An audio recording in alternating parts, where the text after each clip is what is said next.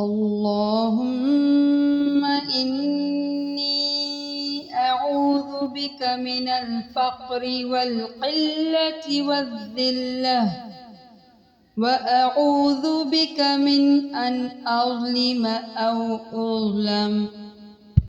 اے اللہ، میں فقر، قلت، مال اور ذلت سے تیری پناہ مانگتا ہوں، اور اس بات سے تیری پناہ مانگتا ہوں کہ میں کسی پر ظلم کروں یا کوئی مجھ پر ظلم کرے۔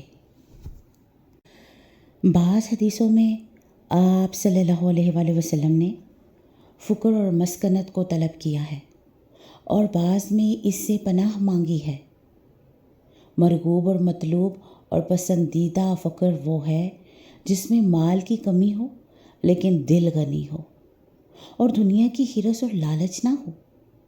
اور آپ صلی اللہ علیہ وآلہ وسلم نے ایسے فقر سے پناہ مانگی ہے جس میں آدمی واجبی ضروریات زندگی کے حاصل کرنے سے عاجز ہو، اور جس سے عبادت میں خلل پڑتا ہو۔ اور قلت سے مراد نیکیوں کی کمی ہے، نہ کہ مال کی، یا مال کی اتنی کمی ہے جو قوت لا یموت اور ناگزیر ضرورتوں کو بھی کافی نہ ہو۔ فقر اس محتاجی کو کہتے ہیں جو کمر توڑ کر رکھ دے۔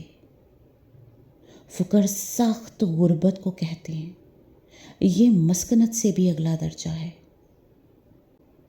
اگر ہم چاہتے ہیں کہ ہم فقر اور ذلت سے بچیں اور کسی پر ظلم کرنے اور اپنے پر ظلم ہونے سے بچیں، تو ہمیں اس دعا کو اپنی روٹین میں شامل کرنا ہوگا۔ آج ہی سے اس دعا کو یاد کرتے ہیں۔